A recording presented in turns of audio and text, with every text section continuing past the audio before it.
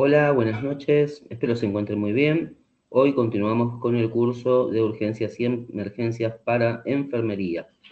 Nos encontramos en la unidad 5, clase 2, urgencias en pediatría.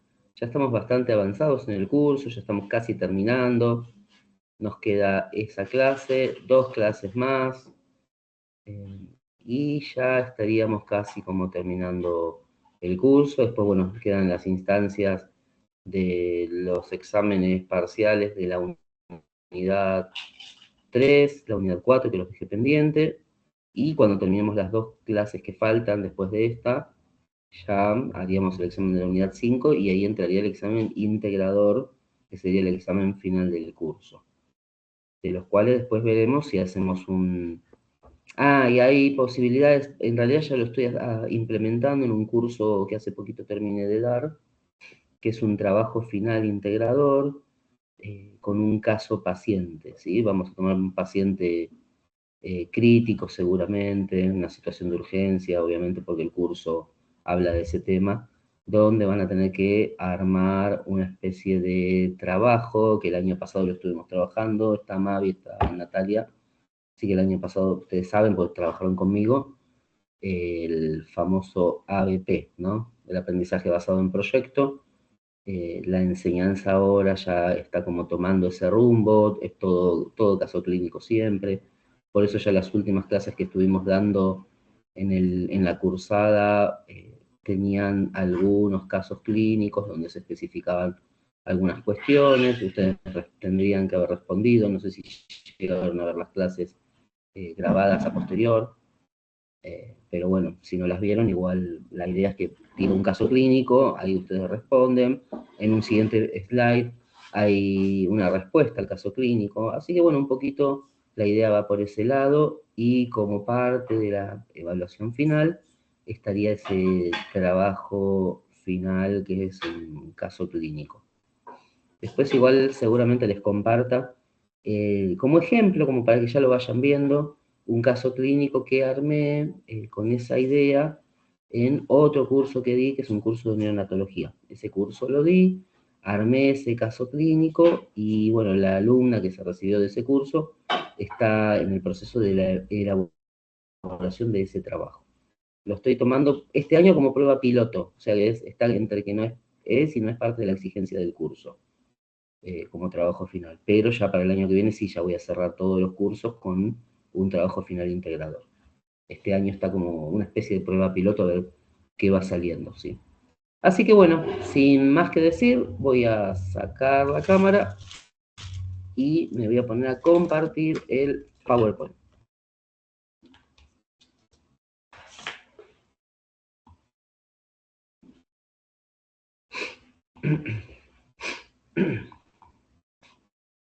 Urgencias pediátricas, un tema interesante, importante, siempre se producen situaciones, ¿no? Que sobre todo para los que trabajan en pediatría. Y muchas veces también uno dice, ah, profe, pero yo no trabajo en pediatría, no voy a trabajar nunca, no me gusta la pediatría. Puede pasar también, eh, pero incluso servicios de urgencia y emergencia, una guardia de adultos, muchas veces aparecen también pacientes pediátricos porque son situaciones delicadas donde no hay una guardia pediátrica, o es el primer ingreso al hospital, pasa por una guardia de adultos. Entonces, muchas veces enfermeros que trabajan con pacientes adultos, que siempre trabajaron con pacientes adultos, se encuentran con que tienen que trabajar hoy con un paciente pediátrico que ingresa a la guardia.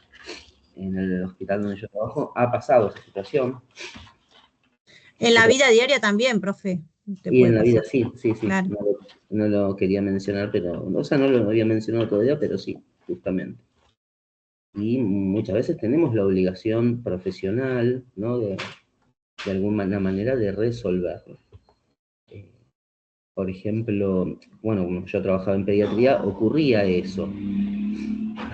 Teníamos que ir al servicio de guardia de adultos, porque era el primer ingreso al hospital, y yo estaba en guardia pediátrica, y muchas veces íbamos tanto los médicos como los enfermeros íbamos a atender al paciente pediátrico que ingresaba a la guardia de adultos. Después, una vez solucionada la situación de urgencia y emergencia, sí ya se derivaba a la guardia pediátrica, ¿sí?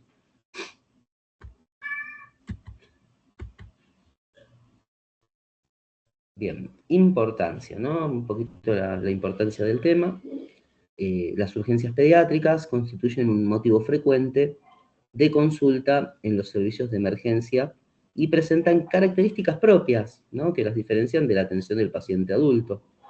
La identificación precoz de signos y deterioros de las funciones normales del cuerpo son necesarias para determinar el orden de prioridad, cómo vamos a trabajar con el paciente pediátrico, se trabaja de otra forma. Es más el estrés que con el adulto. Si han tenido la posibilidad de trabajar en una urgencia pediátrica y también en urgencias con el adulto, se darán cuenta que es otro nivel de estrés. Yo lo descubrí cuando empecé a trabajar en pediatría. Y se hace también lo que es la evaluación inicial.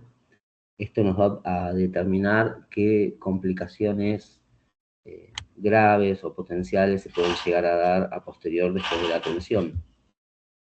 También juega un papel muy estresante y de alto impacto en el trabajo mental del enfermero o la enfermera, saber un poco las posibilidades de recuperación del paciente o no.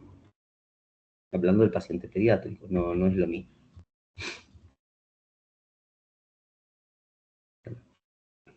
Particularidades del paciente pediátrico. El niño no es un adulto en miniatura, ¿no? En la antigüedad se decía no es un adulto en miniatura, hoy decimos que no, porque tiene características no solo físicas, sino fisiológicas, que difieren a lo que es el adulto. El metabolismo funciona de otra forma, de otra manera. Consideremos también que con el niño debe trabajarse de otra manera, ¿no? Más que nada por las características fisiológicas y físicas también. Y muchas veces atendemos pacientes que van desde el mes de nacimiento a los 14 años, ahora hace poquito, ahora yo no recuerdo, hay una nueva resolución, pero más que nada por el tema de salud mental y algunos cambios fisiológicos también, físicos, pero más que nada por salud mental sobre todo, que han cambiado y esto es por ley incluso, por lo menos en el gobierno de la ciudad se está manejando así. Después voy a averiguar bien cuál es la resolución y la voy a compartir en el Classroom. Pero ha cambiado la edad de atención, ¿sí? Esto está ampliando el grupo etario de atención para lo que es pediatría, que va desde el mes de vida, antes del mes es neonatología, del mes de vida hasta incluso los 18 años se están atendiendo, por lo menos en lo que es guardia pediátrica. Después voy a buscar las resoluciones y se las voy a compartir. Pues va a ser interesante porque esto es un cambio bastante importante de paradigma en cuanto a la atención del paciente pediátrico. Me pasaba que muchas veces yo, bueno, tengo una altura, yo soy bajito en realidad, mido 1,60 y tenía pacientes que venían pediátricos con 1,70 m, 80 kilos, era como un adulto, y me acuerdo que una de las cuestiones que no era de discusión, pero sí el pediatra, ¿qué hacía? Ellos calculaban kilo peso, todo lo que es medicamentos. Entonces, ¿qué hacían? Le calculaban un ibuprofeno por kilo peso y era una dosis superior a la que tomaría un adulto. Pero no era correcto eso. Lo que pasa es que, bueno, el pediatra lo calculaba según las tablas que él aprendió y te quería dar una dosis superior a la de un adulto. Entonces eran cuestiones que teníamos que charlarlas y modificarlas. Bien, primer contacto con el paciente. Es importante, ¿no?, la observación del niño, que va a comenzar antes del examen físico. Ya cuando entra a la guardia ya lo observamos y ahí estamos valorándolo de alguna manera. Se ve la apariencia general, la interacción con el entorno, el llanto, la actividad espontánea y el patrón respiratorio.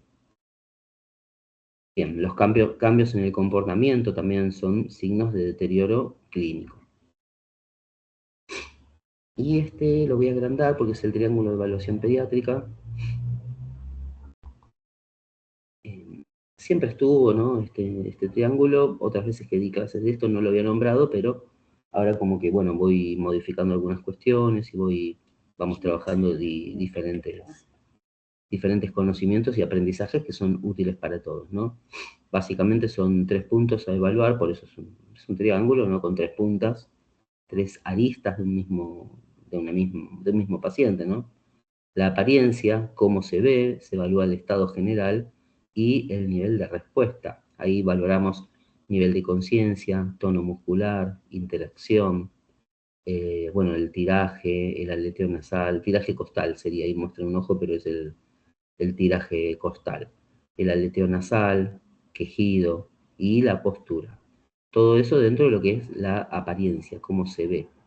Creo que había, no sé, Natalia, creo que usted había hecho una pregunta un poco de si íbamos a hablar del tema de los protocolos y bueno, Sí, todo, porque me pasó un caso en el cuartel que yo vivo enfrente, de tener que salir corriendo a auxiliar a una mamá porque traía una beba desvanecida ya, que en realidad sí, igual después falleció por muerte súbita. sí, Pero bueno, sí, me di cuenta de que los protocolos no estaban muy articulados y que como que está bueno tener en mente un protocolo fijo para saber cómo accionar. Ah, claro. más allá de que cada caso es diferente, pero como para tener algo básico. Sí, eso después vamos a hablar del ABCDE, que ya lo venimos trabajando hace rato, pero bueno, es bueno gestionarlo y van a ver cuando vayan trabajando en distintas instituciones que muchas veces no hay como un protocolo armado. Ahora, por ejemplo, el hospital donde yo estoy trabajando ya hace un tiempito, a razón de, bueno, de un cambio de jefatura, un nuevo subgerente, nuevas ideas que trae, ¿no? Encima una persona de otro hospital que viene al hospital nuestro después de un concurso. Y fue interesante cómo fue modificando algunas cosas en cuanto a solicitudes de él, ¿no? Se está protocolizando. Parte de lo que es el hospital se está solicitando a los enfermeros jefes que organicen por escrito incluso, los protocolos para cada servicio. Y eso ayuda, ¿no? A realizar algunos cambios con ideas de establecer formas de actuar, formas de accionar, y va Claro, ahí, para que en el momento de crisis esté todo como más ordenado, más que claro, y no nada. tener que estar como corriendo y buscando las cosas, Preguntando. preguntando quién hace esto, quién hace el otro. No, no, ya está establecido, ¿no? Yo siempre decía, por ejemplo, con mis compañeros de pediatría de aquel entonces, bueno, si hay un paro cardiorrespiratorio que ingresa por la guardia, ¿qué hacemos? ¿Cómo vamos a actuar? Entonces ahí ya protocolizábamos pensando en nuestra forma de accionar, qué hace cada uno, dónde se ubica.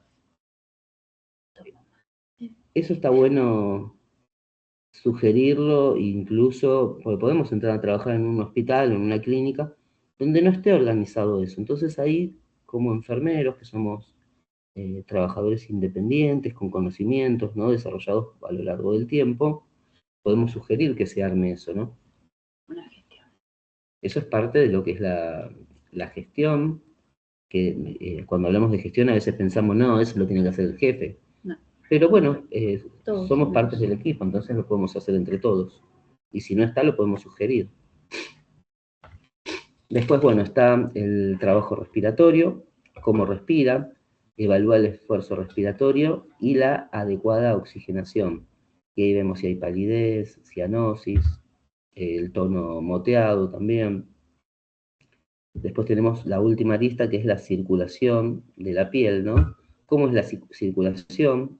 Se evalúa la perfusión y el estado hemodinámico. También vemos la oxigenación, posición de confort, aspiración o permeabilización de la vía aérea.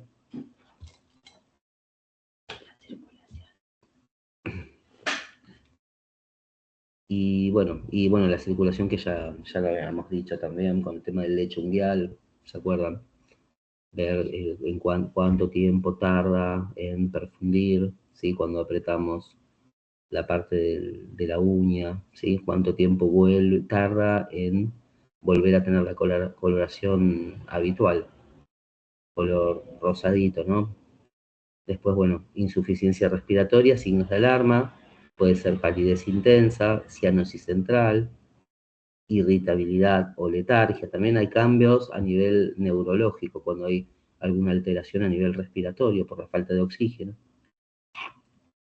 Algunas intervenciones: asegurar la vía aérea que esté permeable, oxigenoterapia según necesidad, posicionamiento adecuado, monitorización continua y reevaluar o evaluar, mejor dicho, de manera constante al paciente.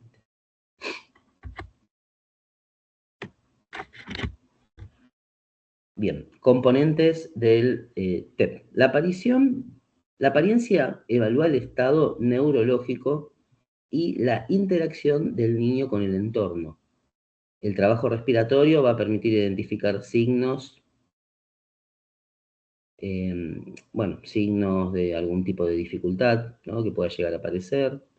La circulación también va a aportar información sobre la perfusión periférica. La alteración de uno o más componentes del triángulo puede indicar una situación de compromiso clínico que requiere atención inmediata. Recordemos que cuando hablamos de TEP volvemos al anterior, ¿no? Triángulo de evaluación pediátrica. Se puede confundir con otras siglas, por eso lo digo. Este también lo voy a agrandar.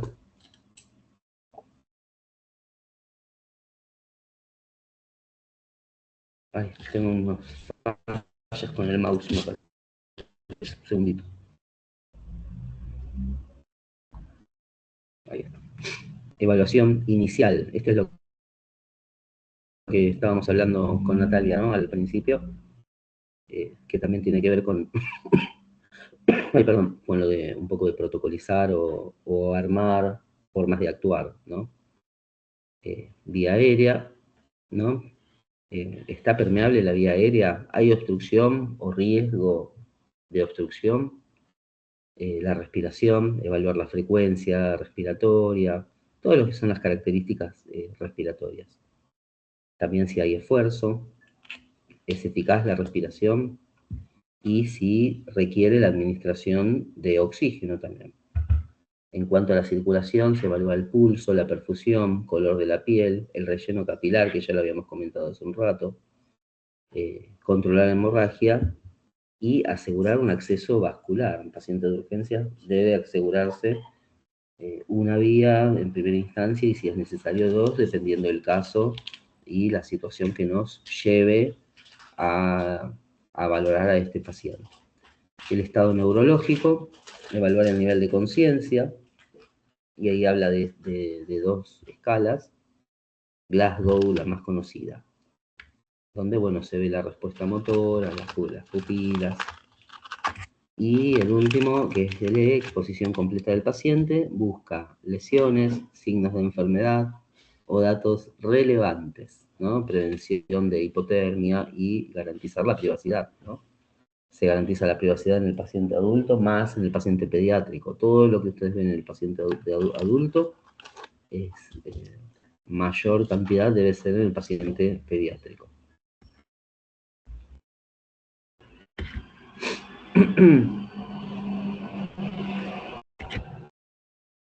A ver, un segundito, se me tildó un poco la compu.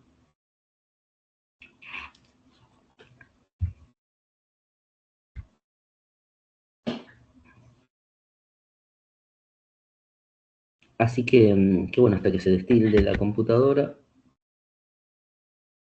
Ahí está. Ahí no estoy compartiendo, ¿no? Ahí vuelvo a compartir.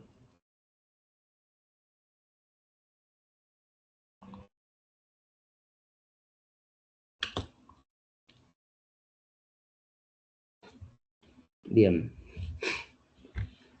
La vía aérea y respiración. La obstrucción de la vía aérea y la insuficiencia respiratoria representan algunas de las causas más frecuentes de deterioro grave en pediatría. Por este motivo, la evaluación de la permeabilidad de la vía aérea, la frecuencia respiratoria y el esfuerzo ventilatorio constituyen prioridades durante la atención inicial. La detección precoz de signos de dificultad respiratoria nos va a dar la posibilidad de actuar antes de que se produzca algún tipo de descompensación en el paciente. Una cuestión es el inicio de una patología, pero esta patología, este problema de salud, puede llevar a complicaciones graves, como una descompensación grave respiratoria en este caso. Circulación y estado neurológico. La valoración circulatoria incluye la frecuencia cardíaca, la perfusión periférica y la presión arterial, cuando sea posible, ¿no? Paralelamente se debe evaluar el estado neurológico mediante la observación del nivel de conciencia y la respuesta a estímulos. Las alteraciones, toda alteración en estos parámetros pueden indicar presencia de shock, hipoxia o compromiso neurológico. Concepto central, ¿no? Un poco, lo pasamos, porque ya sabemos que estamos hablando de urgencias pediátricas y reconocer la situación antes de que se pueda generar una complicación mayor. Lactante febril, ¿no? Esto es muy típico en las guardias de pediatría, la aparición de este tipo de pacientes. Lactante febril ya va a implicar una mayor complejidad, ¿no? El niño recién nacido prácticamente, o de un mes de vida, lactante, ¿no? De uno un poco más, 6 meses, 9 meses, no debiera presentar fiebre. Esto va a constituir un motivo de consulta bastante frecuente, ¿no? Aparecen los niños con las madres en la guardia, los padres, consultando porque tiene fiebre. Ahí hay que hacer una valoración inicial, determinar cuánto tiempo. Primero lo controlamos, ¿no? No tomamos ningún signo como algo que no se deba considerar ni se deba evaluar, sino a todo hay que darle siempre prioridad. No nos podemos equivocar en lo que vamos a decir. No podemos mandar a nadie a la casa, tampoco por nuestra cuenta, sin la evaluación conjunta con el médico de guardia. A pesar de que pueda ser algo simple, algo común, que digan esto se resuelve fácil, le da un ibuprofeno y ya está, no es tan fácil, siempre tiene que ser evaluado de manera conjunta. La fiebre constituye uno de los motivos de consulta más frecuentes en pediatría y genera gran preocupación tanto en las familias como en el equipo de salud.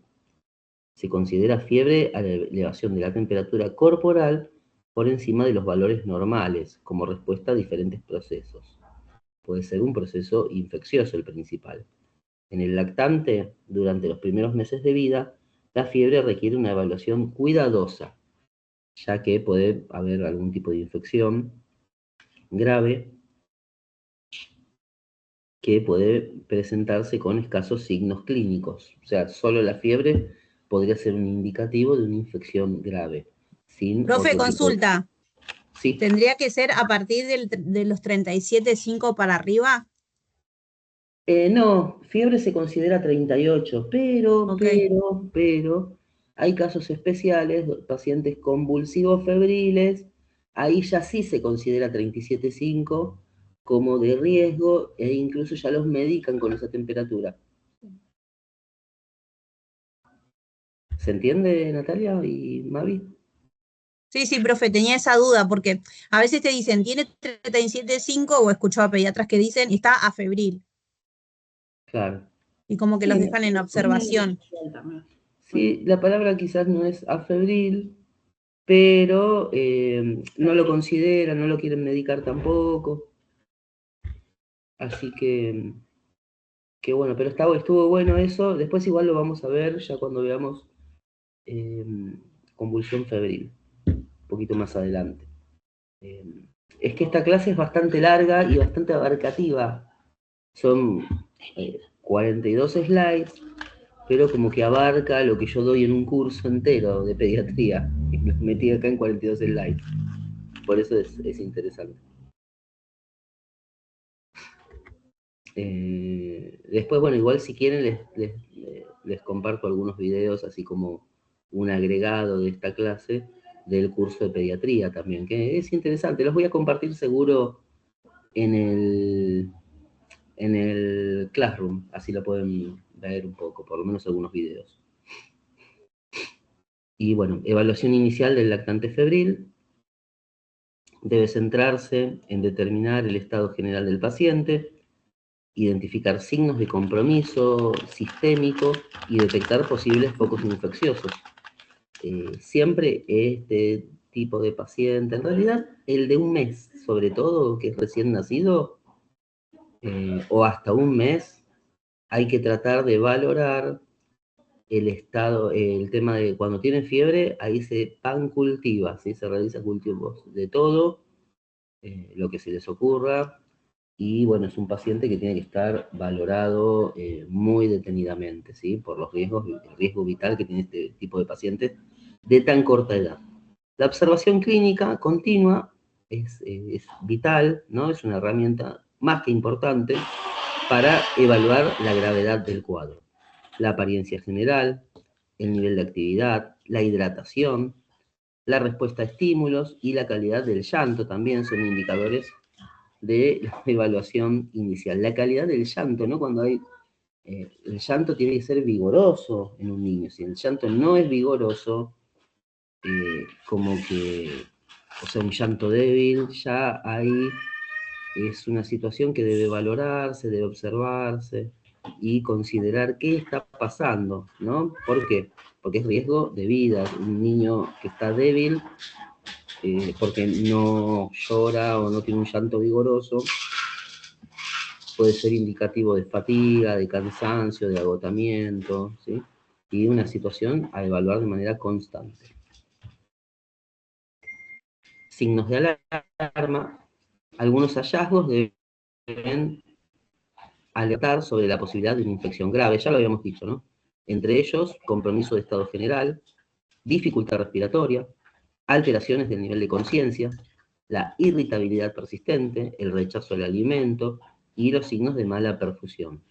La presencia de cualquiera de estos signos requiere una evaluación médica inmediata.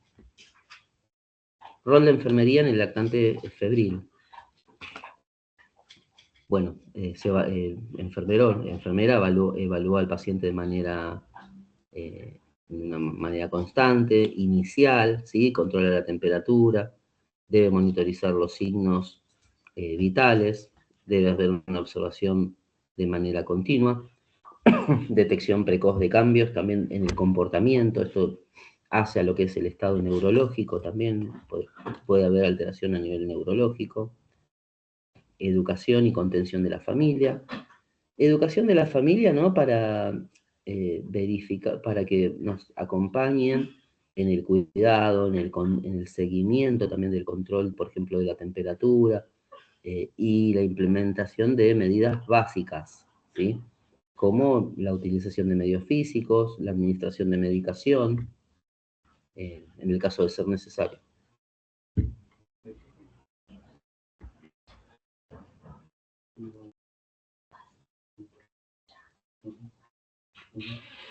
A ver, un segundito que pongo... Ah, bueno. Signos de la... Ay, perdón, me agarró una tos. Un segundito.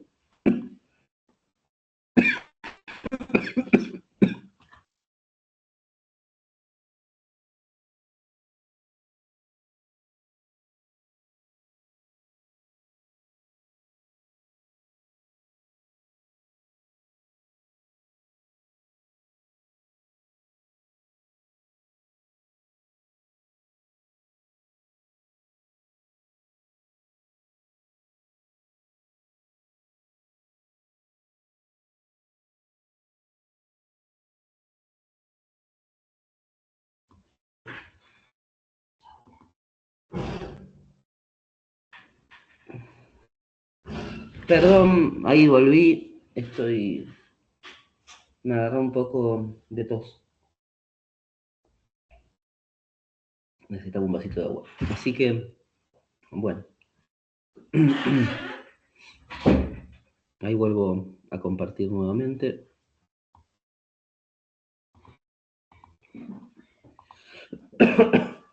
Se me había ido la tos, pero bueno, nada. Es como que esto va y viene. Signos de alarma en el lactante febril. La mayoría de los episodios febriles en pediatría tienen una evolución favorable. Algunos pacientes pueden producir signos clínicos que sugieren una enfermedad grave y requieren atención médica inmediata. Entre los principales signos de alarma se encuentran la dificultad respiratoria, las convulsiones, la alteración del nivel de conciencia, el rechazo persistente de líquidos, petequias también, mal estado general. Detección precoz de estos signos resulta fundamental para evitar complicaciones. Avísenme si pasan los slides. Igual creo que están pequeños. A ver, voy a ver si lo puedo agrandar Sí, un van poco. pasando, profe, van pasando. Ah, perfecto. Igual ahí lo puse en pantalla completa. Voy a ver si pasa en pantalla completa. Ahí es donde se complica un poco a veces. Bien, otro problema también, ¿no? A razón de la fiebre, como a continuación de lo mismo, son las convulsiones febriles.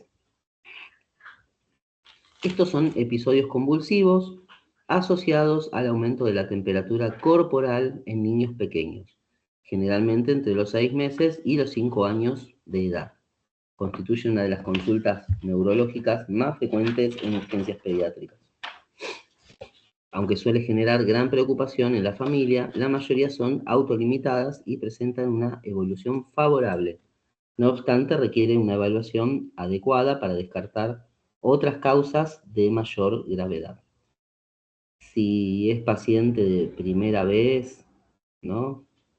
Con fiebre muy alta, que presenta una convulsión, generalmente después de resolver la situación de guardia, se deriva a evaluación, no sé, un neurólogo, por ejemplo, infantil, si es por primera vez. Y si no, ya se sabe, los padres ya saben que con una temperatura determinada, como por ejemplo 37,5, tienen riesgo de presentar convulsiones. Entonces ya más o menos los padres ya tienen una idea de cómo actuar, ya lo van medicando en la casa.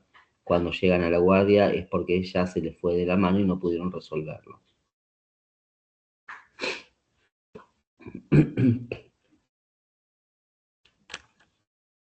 Ahora creo que está el siguiente, que es actuación de enfermería ante una convulsión febril. Creo que no se estaría viendo el cambio. Ahora, No, no pasó la pantalla, profe. bien, ahora sí, ¿no? Sí, ahora sí. Perfecto. Sí, se ve que cuando está así en grande no pasa, por eso yo lo voy pasando como en chiquito. Bien, actuación de enfermería ante una convulsión febril. Durante una convulsión febril, la prioridad es garantizar la seguridad del paciente, mantener una adecuada permeabilidad de la vía aérea. Bueno, se debe controlar el tiempo de duración, no se cronometra, o se ve, por ejemplo, en qué horario empezó la convulsión y se anota en algún registro que tengamos a mano. No hace falta que sea la evolución de enfermería porque eso sería como ya para después, pero en la urgencia se resuelve como se puede y se puede anotar en un papel, en una pizarra, algo que tengamos a mano y que no lo vayamos a perder.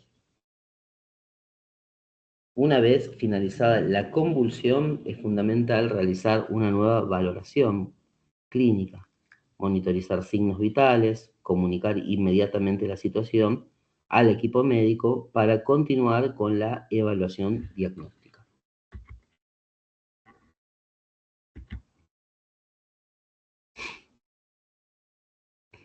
Crisis asmática. Ahí ya terminamos con lo que es la convulsión febril y pasamos a lo que es la crisis asmática.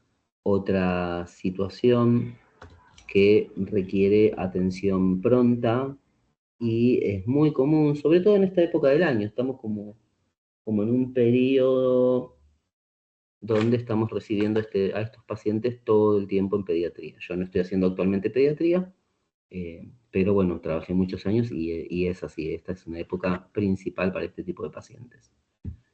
La crisis asmática es una exacerbación aguda de la enfermedad, caracterizada, o sea, exacerbación es el aumento de signos y síntomas de la enfermedad, caracterizada por la aparición o el empeoramiento de signos respiratorios como tos, sibilancia, dificultad respiratoria y sensación de falta de aire.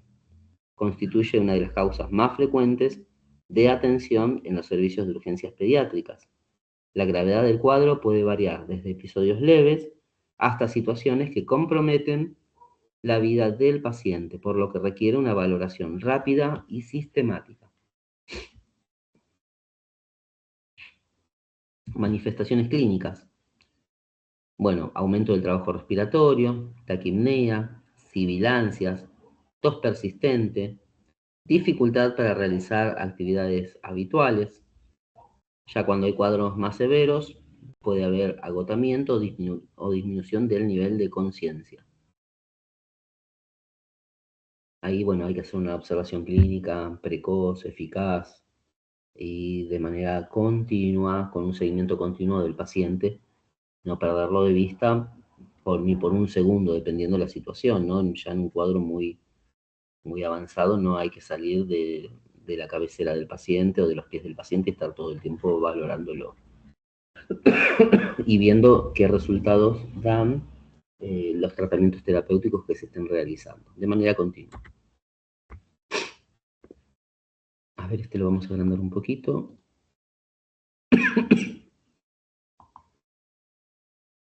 Evaluación y manejo inicial. La valoración inicial debe centrarse en la evaluación respiratoria, identificando signos de dificultad ventilatoria y compromiso de la oxigenación. El abordaje incluye la monitorización clínica continua y el tratamiento precoz para mejorar la ventilación y disminuir el esfuerzo respiratorio. La rapidez también en la intervención es fundamental para evitar la progresión hacia una insuficiencia respiratoria grave.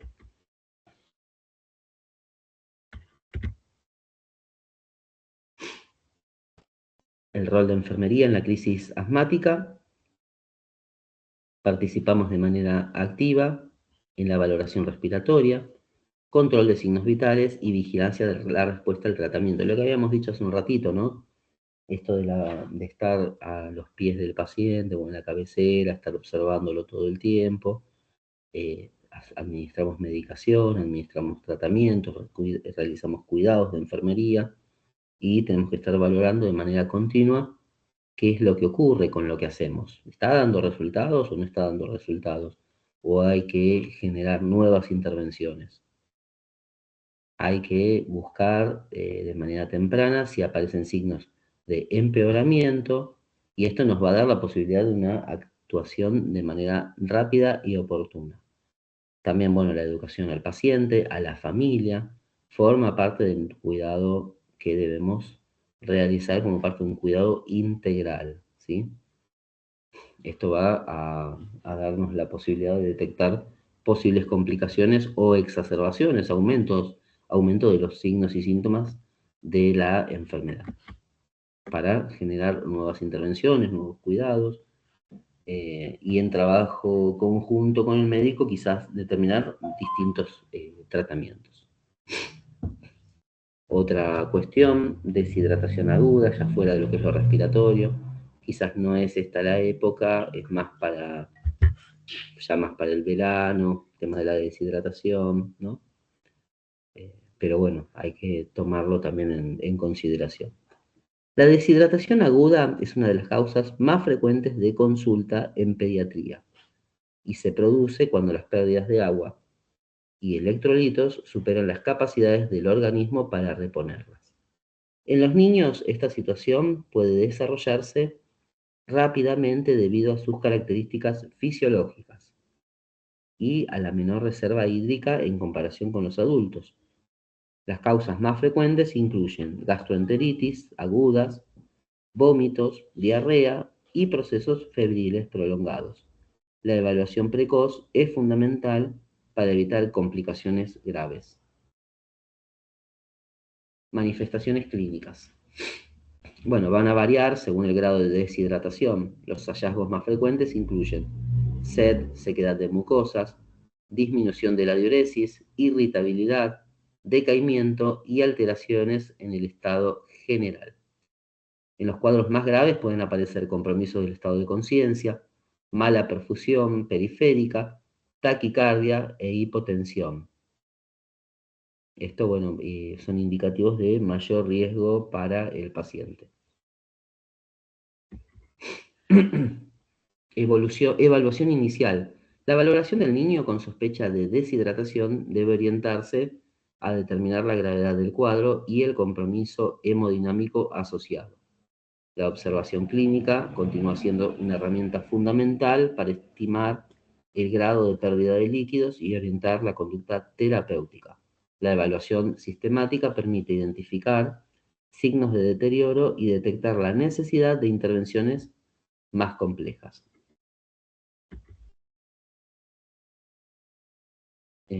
A ver, este lo voy a agrandar.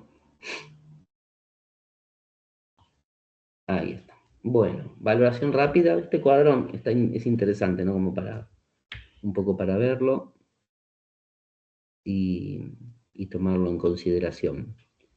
Estos son los cuadros que son lindos para imprimirlos y tenerlos pegados ahí a la hora de valorar un paciente pediátrico, ¿no? Esto respecto de lo que es la deshidratación. Si les agarra sueño, cansancio, me dicen y ponemos stop y hablamos un poquito, saco los slides y hablamos un poquito, ¿sí? Como ustedes quieran. Bien, clínica de la deshidratación, ¿no? Por ejemplo, en este caso valoramos el estado general, los ojos, mucosas y lágrimas.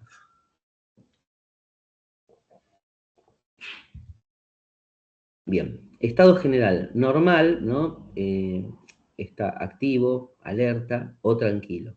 Alterado, irritabilidad, inquieto, letárgico. Esto siempre me lleva a aquella vez, trabajando en pediatría, ya era, voy a decir algo que no tengo que decir, pero bueno, me quedé solo en la guardia, pues mi compañera tenía que irse un ratito antes, entonces me quedé solo trabajando en aquel entonces. Y justo tenía una paciente, entre varios pacientes, ¿no? Pero bueno, había una paciente que estaba deshidratada, estaba con una vía, le estaba pasando líquido, y eran las 6 de la mañana, yo pasaba la guardia a las 7, había una hora, y era una deshidratación bastante importante. Entonces, ¿qué ocurrió? No sé cómo, pero en un momento la niña se saca la vía. O me parece que se le enganchó con algo de la cama. Yo justo no la estaba viendo, estaba evolucionando, estaba haciendo otras tareas o con otro paciente. Me llama la madre, me dice, bueno, está bien, yo estaba solo, no me quedaba otra más que colocar la vía porque era una paciente deshidratada. Entonces, a ver, esperen que este sí lo saco un ratito.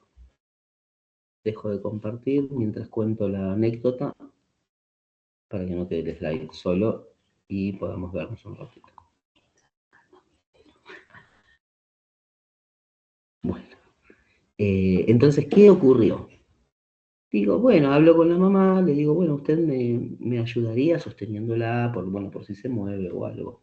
Esto viene al punto de lo que es la letargia y la quietud versus irritabilidad. Me dice la mamá, sí, sí, no hay problema. Bueno, entonces preparo todo, veo que tiene una buena vena, punzo, viene el retorno, pero sale una gotita de sangre ahí. Lo que ve la madre, le baja la presión en el momento, se desmaya, cae, por suerte no se golpeó la cabeza. La madre, estamos hablando de la madre, yo atiendo pediatría, no atendía adultos. Así que al momento Se ya sí quiere, impresionó, profe. claro, sí, seguramente. Así que al momento, encima, es como que cae de un lado donde había un cajón abierto, no se golpeó la cabeza porque existe Dios, o pienso yo que existe. Entonces, pero cuando enseguida se quiere incorporar y se quiere levantar, digo, no, quédese ahí, yo ahora le ayudo a levantarse, porque yo ya me imaginaba, se levantaba y se volvía a caer. Y yo qué estaba haciendo, fijando la vía. El punto era que la nena estaba tan deshidratada y estaba letárgica, no sentía dolor, nada. Como que la punce, ni dolor sintió. Y no es que diga, uy, qué mano que tiene el profesor. No, es un pinchazo, eso a cualquiera nos duele. Pero bueno, el punto era que estaba muy deshidratada esa nena y era la importancia de que tenga una vía, que esté pasando líquido, No podía esperar una hora. Quizás podía esperar, quizás no pasaba nada. Una hora hasta que venga el compañero de otro turno, quiero decir. Que de última decimos, bueno, me ayudás, lo colocamos entre los dos, lo hacemos. Y también me acuerdo de la anécdota, como parte de la anécdota, se me cayó, la mamá estaba ahí, yo dije, ¿qué le pasó? Llamo, doctora, porque había una doctora que ellos duermen en sus guardias, distinto a nosotros, ¿no? Y la llamo, no me acuerdo cómo se llamaba la doctora, tampoco la voy a nombrar acá en este video que queda grabado, pero la llamo, nada, más solo que la una estaba. ¿Y qué ocurrió? Sí, no, terrible, la verdad. Cuando yo resuelvo todo, fijo la vía, ayudo a la mamá a levantarse, estaba todo resuelto, la llevo, porque esto lo hacemos en una sala de procedimientos, la llevo a la habitación, quedan ahí, tranquila, vuelvo. Al rato aparece la médica, Miguel, ¿todo bien? ¿Pasó algo? Sentí unas voces, pero bueno, ya se había pasado como una hora, sentí unas voces una hora. Así que bueno, son cosas que pasan y anécdotas que quedan. Hoy es como que uno se ríe, digo, qué divertido fue. Fue muy linda mi paso por la pediatría. La verdad que a cualquier enfermero que esté trabajando, enfermera, que muchas veces empiezan siendo adultos, siempre les recomiendo hagan pediatría porque es hermoso, es un mundo nuevo, es distinto. No a todo el mundo le gusta. A mí me encanta, siempre me gustó y creo que me va a seguir gustando toda la vida. Hoy quizás estoy en otra área, otro trabajo de otra forma, con otro tipo de pacientes, pero siempre extraño la pediatría. Bueno, ahí continuamos, comparto, ¿sí?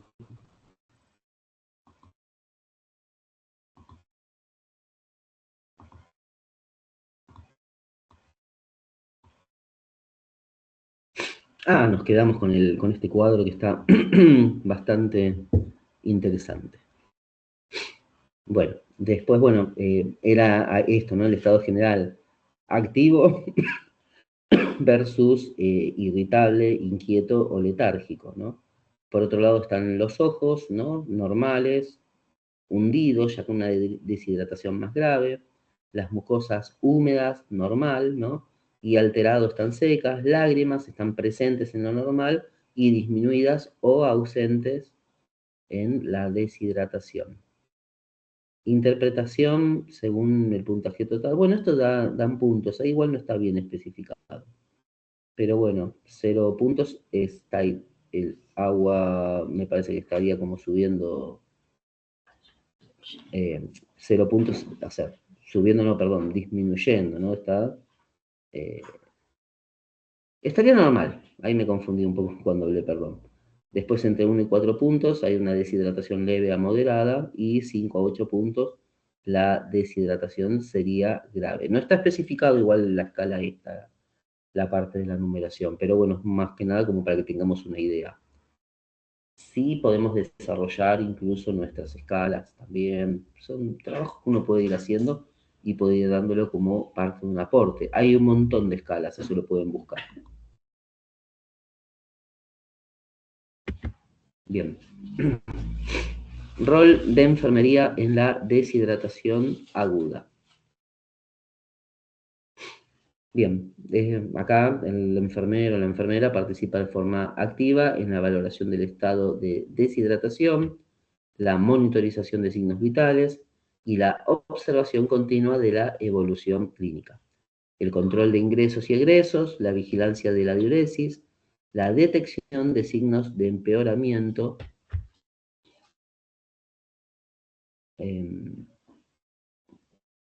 bien, forman parte del cuidado, de los cuidados fundamentales. Además, la educación de la familia respecto de la hidratación, signos de alarma, esto va a contribuye a mejorar la seguridad del paciente y prevenir nuevas consultas por complicaciones evitables. A ver, un segundito, me están pidiendo entrar, ya volvemos. Admitir, ahí está.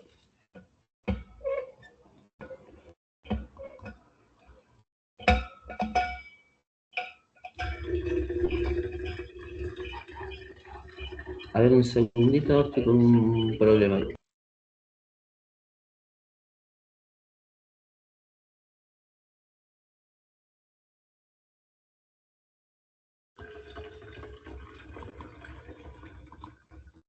No se ve, ¿no? No, profe, no se ve.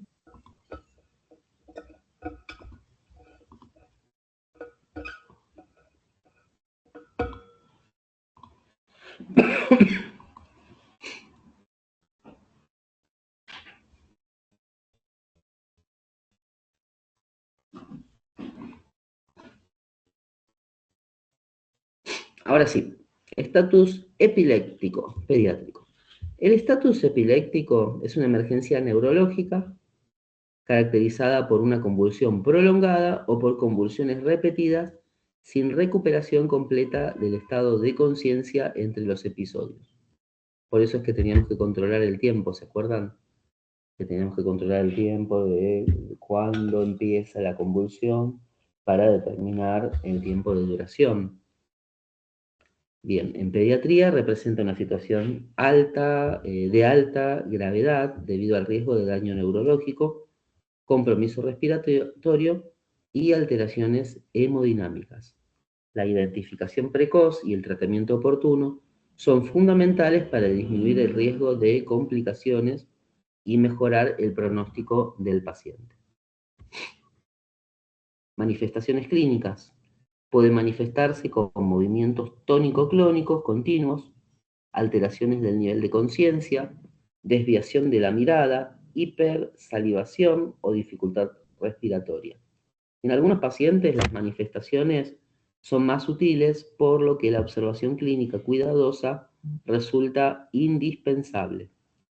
La duración del episodio y la ausencia de recuperación entre crisis son elementos claves para reconocer la gravedad de la situación. Manejo inicial del estatus convulsivo, ¿no? El abordaje inicial se basa en asegurar la vía aérea, mantener una adecuada oxigenación y evaluar rápidamente las funciones vitales. Simultáneamente deben identificarse causas potencialmente reversibles como alteraciones metabólicas o fiebre que puedan estar contribuyendo al cuadro. La rapidez en la atención es fundamental, ya que las convulsiones prolongadas aumentan el riesgo de lesión neurológica y complicaciones sistémicas. Rol de enfermería en el estatus epiléptico.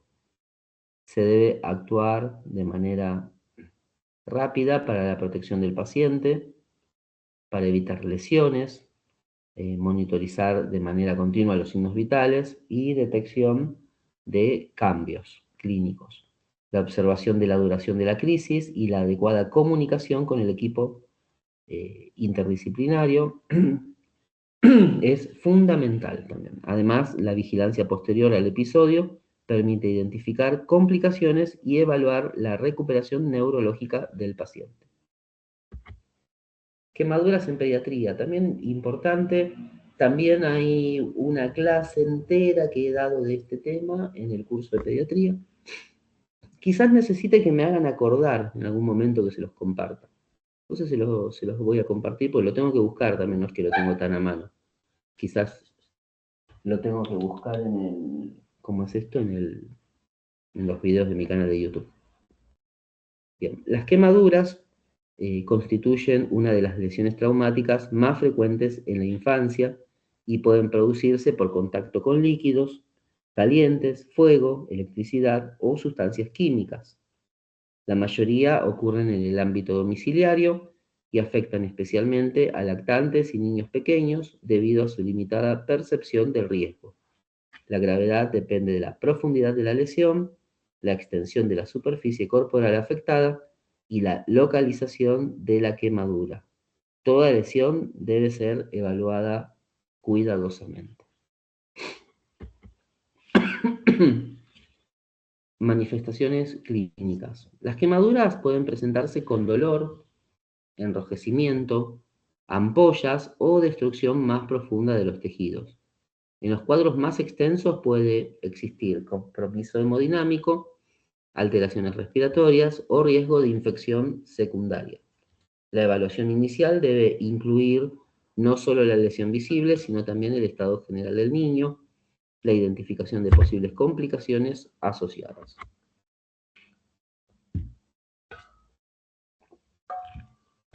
Manejo inicial.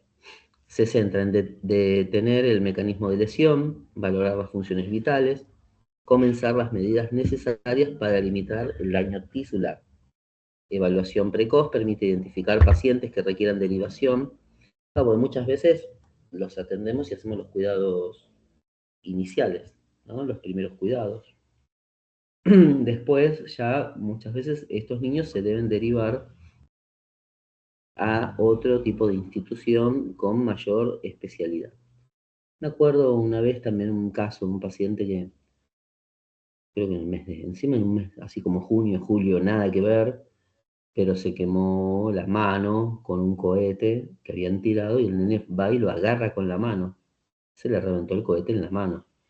Eh, Así que bueno, se hicieron los primeros auxilios donde yo trabajaba, pero después se tuvo que derivar porque ya era un paciente de mayor complejidad.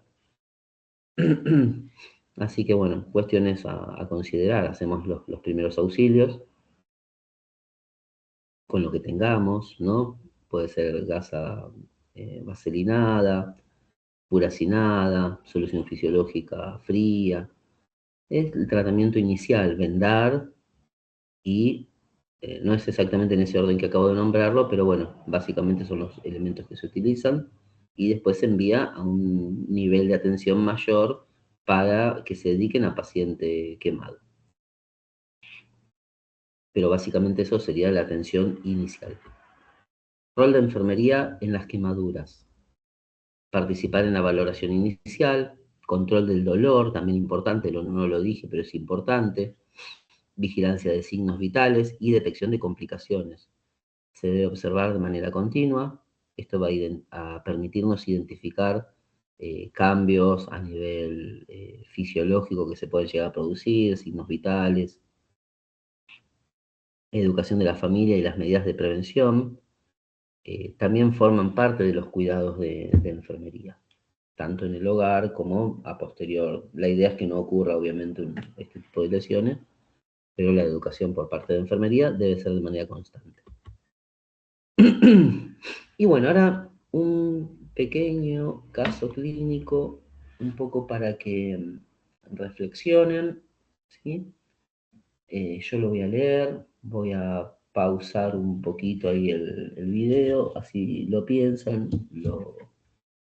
y lo vuelvo a poner con el siguiente slide. Pero bueno, lo leemos y pongo un poquito, en realidad saco esto y lo piensan, ¿sí? Caso clínico 1.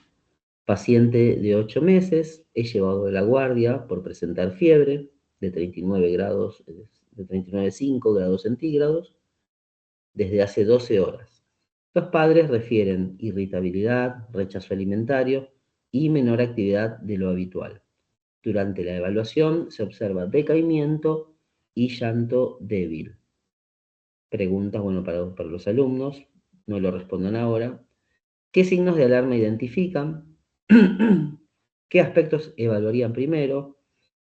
¿Y por qué este paciente requiere atención prioritaria? Eh, Ahí dejo de compartir un segundito y lo vuelvo a compartir, ¿sí?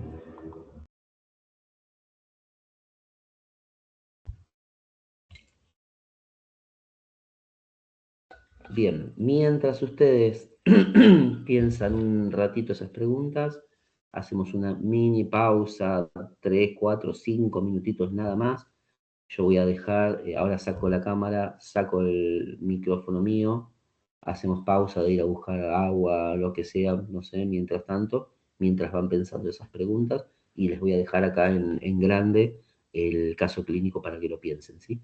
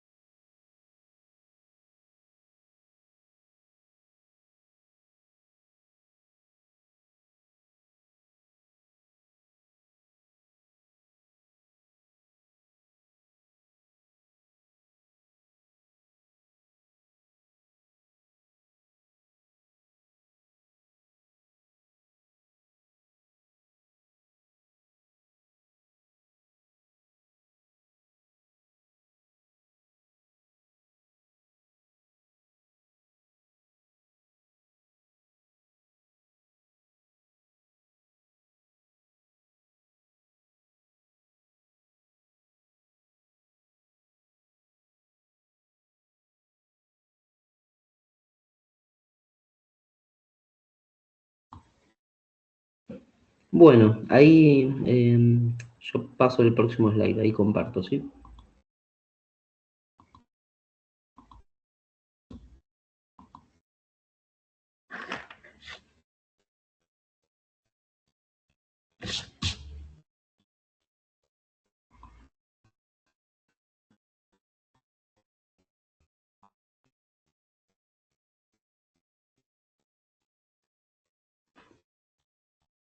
Bueno, acá la resolución del caso clínico 1. Igual lo pensaron un poquito, ¿quieren comentar? Yo había puesto así, profe. Los signos de alarma eran la fiebre, el llanto, la irritabilidad y el rechazo al alimento. Bien. Quiero que había una más también, pero Sí, que era sí, el decaimiento. Bueno, después,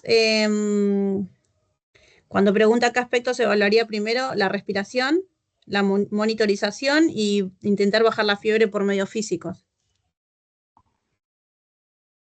está bien, sí, sí.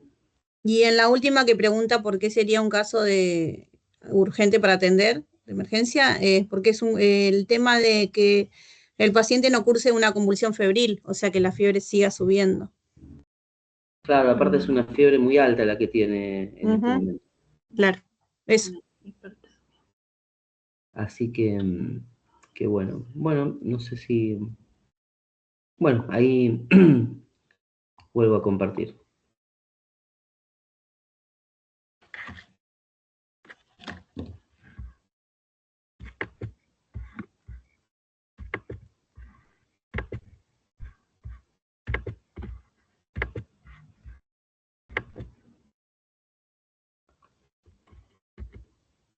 Bueno, la resolución del caso, ¿no? La presencia de fiebre acompañada del estado general constituye un signo de alarma en pediatría.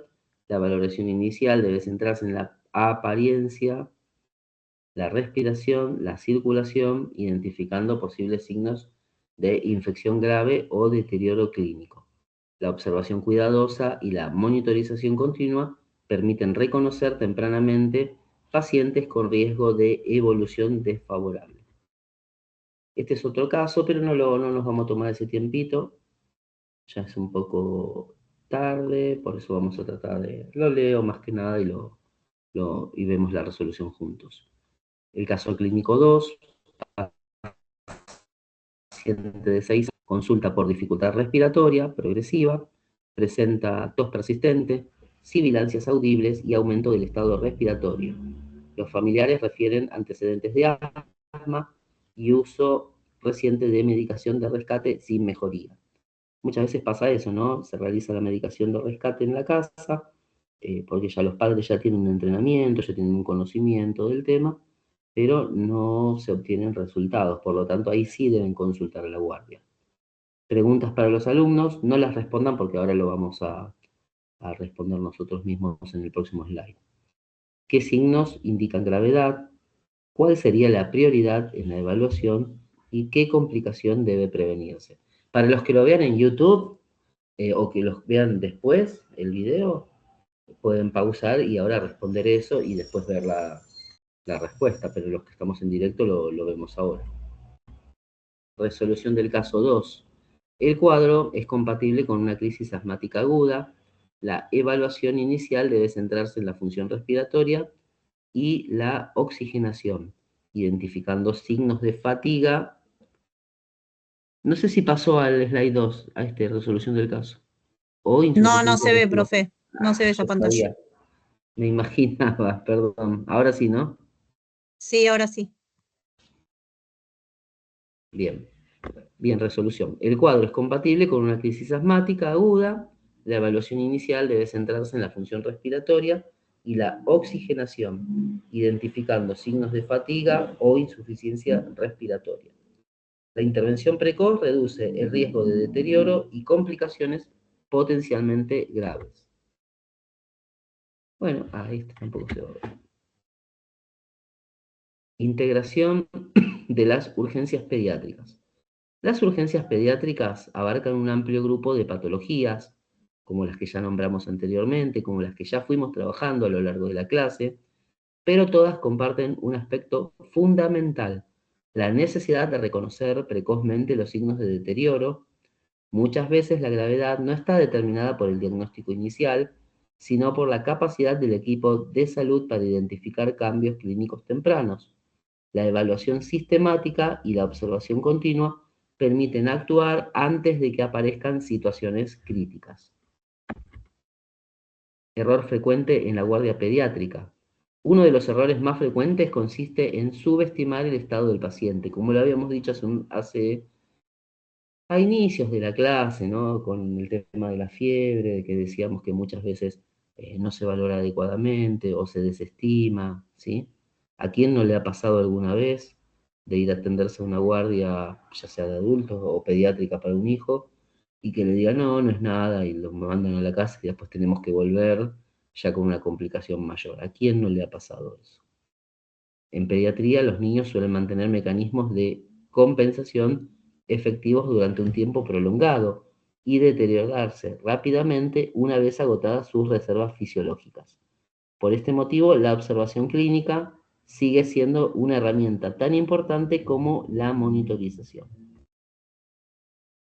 Lo que tenemos que saber sí o sí. En pediatría, la observación clínica es tan importante como cualquier estudio complementario. Reconocer cambios en el comportamiento, en la respiración o en la interacción con el entorno puede permitir identificar precozmente a un paciente que comienza a deteriorarse. La rapidez para reconocer estos cambios suele marcar la diferencia en la evolución del niño. Las urgencias pediátricas exigen atención constante, criterio clínico y capacidad de respuesta ante situaciones dinámicas. Dinámicas porque cambian de un estado donde el niño está bien a un estado donde estamos pensando en un tratamiento más avanzado. La identificación temprana de signos de alarma y la actuación organizada permite mejorar significativamente el pronóstico de los niños. En pediatría, muchas veces el paciente más grave no es el que hace más ruido, sino el que deja de comportarse como un niño sano. Hasta acá, muchas gracias. Esta parte no se está compartiendo, ¿no? Ah, sí. Un segundito. No, no me salía la parte de compartir.